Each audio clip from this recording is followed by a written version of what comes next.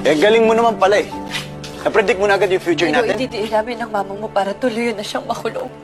Natural na ipagtatanggol mo siya. Sa tingin mo, Ino, paano tayo magiging masaya? So paano?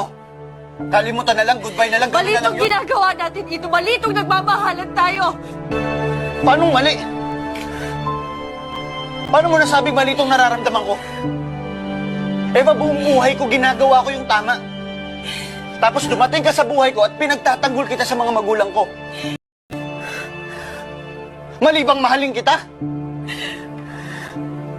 Eh di sige, kung ganon, gagawa na lang ako napakaraming mali ng paulit-ulit dahil mahal kita.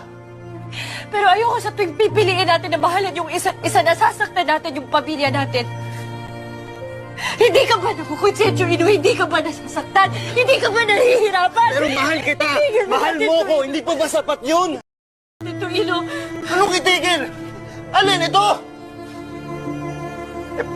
Ano nangyari doon sa solid tayo? Kung ngayon pa lang sumusuko ka na. Ano yung wala na lang lahat yun? O siguro dapat itigil ko na lang to.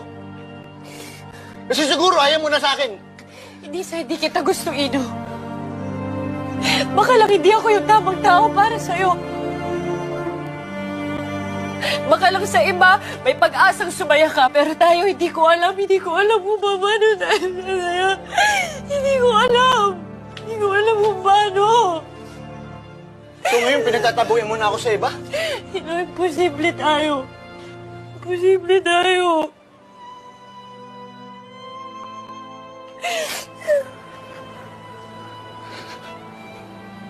Namatayan ako, Eva. Pero kahit namatayan ako, kaya pa rin kitang ipaglaban sa pamilya ko. Hindi ako namatayan, Ino. Hindi pa. Pero hihintayin ko pa bang dumating dun?